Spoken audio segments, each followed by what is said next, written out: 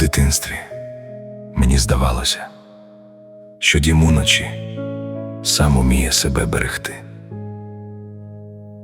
Розкиданий стіл тихо сам собою знову ставав до ладу, застиглий суп знову теплішав, відірваний гудзик ніби сам знаходив своє місце, а гарячий лоб до ранку сам по собі холонув. Що може знати дитина, мамо? Про той невидимий бік ночі, де жінка віддає свій сон по крихтах, щоб дім дочекався ранку. Я зрозумів це пізно.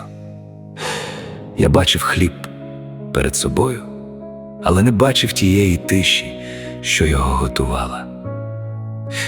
Я прокидався вкритий, не знаючи, скільки разів до мене підходили в темряві. Коли в мене щось боліло, я думав, що воно мене саме, але не чув серця, яке стискалося раніше за моє. Дитинство, мабуть, і є цим. Приймати за природний лад життя ту любов і ту працю, якими тебе тримають, а потім одного дня зрозуміти. Історія кожної людини починається в тиші матері. Потім я виріс. Я побачив, що не кожне обличчя у світі схоже на дім, що не кожен голос заспокоює, що не кожне чекання народжується з любові, що не кожну втому несуть заради іншого. І тоді я знову повернувся до тебе, знову подивився на тебе.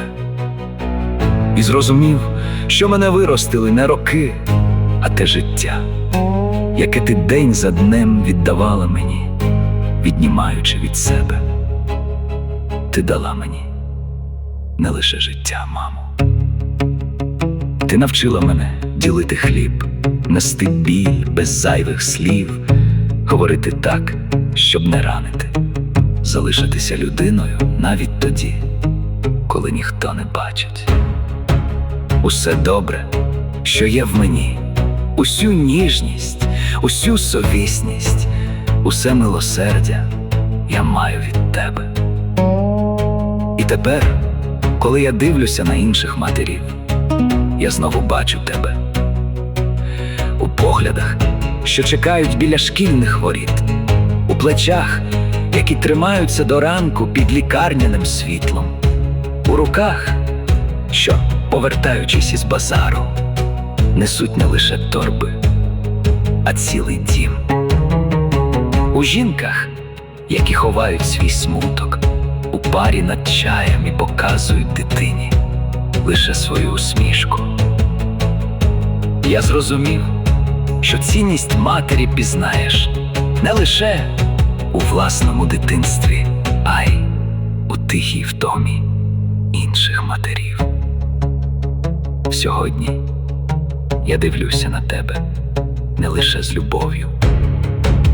Я бачу й те, як життя потроху витрачається, щоб стати майбутнім дитини. Ти дала мені не лише день мого народження, ти залишила і в усіх наступних днях серце здатне вистояти. Тому для мене твоє ім'я не лише мамо. Це тепло хліба, це тепло дому, це ніжність у голосі, це те перше світло, яке, навіть коли темрява згущується, не дає людському серцю остаточно згаснути. Як добре, що ти є, мамо. Сьогодні за все добро, яке ти залишила в моєму житті, я кажу тобі з Днем Матері.